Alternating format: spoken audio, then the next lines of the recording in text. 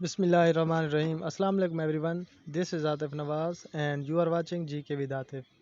तो व्यूअर्स, आज की वीडियो में हम एक शॉर्ट ट्रिक्स जो है ना इसके बारे में जानेंगे कि how to make ING form. इसके मुतालिक जो ट्रिक्स है वो उसके मुतालिक हम डिस्कस करेंगे कि आईएनजी वाली फार्म कैसे बनाई जाती है। जैसे गोइंग होता है, कमिंग होता है, तो इस तरह के जो अल्फाज आते हैं आईएनजी फार्म जिसमें आती है वर्ब के साथ, तो वो कैसे लगाते हैं जी। तो इसके लिए तीन रूल्स हैं कि अगर वर्ब के एंडिंग में कौन सी चीज़ आएगी तो उसके मुताबिक क्या बनेगा और किस तरह उसको ऐड करना पड़ेगा। फर्स्ट टर्म जो हमारे पास है कि अगर एक वर्ब है उसके एंड में एक वावल्स है और प्लस एक कॉन्सोनेंट भी है, यानी कि वावल अल्फाज आपको पता है कौन से होते हैं। वावल अल्फाज ऐसे होते हैं या उर्दू में उनकी पहचान ये होती है कि उनके आखिर में अलिफ आए या ये आए। तो इंग्लिश में ये होता है कि AEIOU, ये अल्फाज पाँच अल्फाज होते हैं इंग्लिश के हवाले से, जबकि उर्दू में अलिफ और ये पे जिन अल्फाज का इख्तिताम होता है उनको वावल अल्फाज में काउंट किया जाता है। तो फर्स्ट रूल में जो one vowel plus one consonant, तो क्या करेंगे उसमें, अगर हमारे पास जैसे स्विम एक वर्ड है स्विम, तो आई पे जो ना एक वावल आ जाता है आई, और एम क्या है ये भी एक कॉन्सोनेंट आ जाता है। तो ये कंडीशन में इस तरह होगा कि हम जो कॉन्सोनेंट है यानी कि जो अगला वर्ड्स होगा वावल के बाद हम उसको डबल करेंगे और उसके साथ आईएनजी फॉर्म ऐड कर देंगे।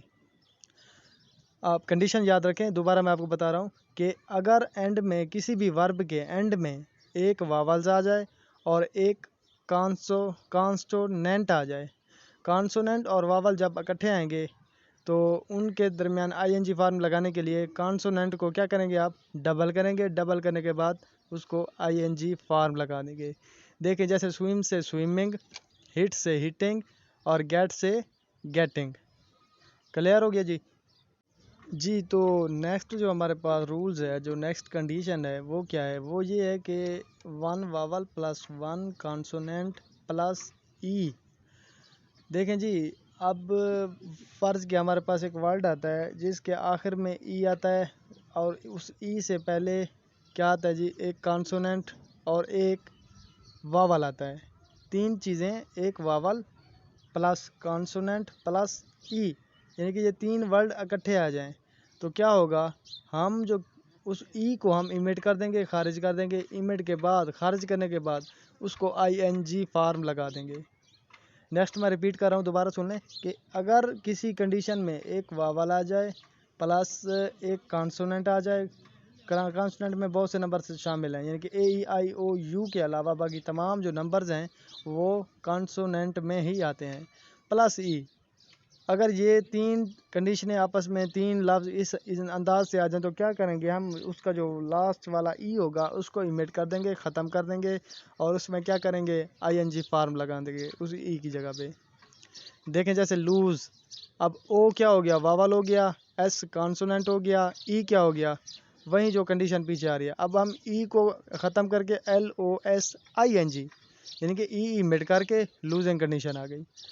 ये जो दूसरी कंडीशन थी। नेक्स्ट है जी, जो थर्ड कंडीशन हमारे पास वो ये है कि उसमें तमाम के तमाम वर्ड्स, जिस तरह के भी वर्ड्स बनेंगे वो तमाम के तमाम वर्ड शामिल हैं।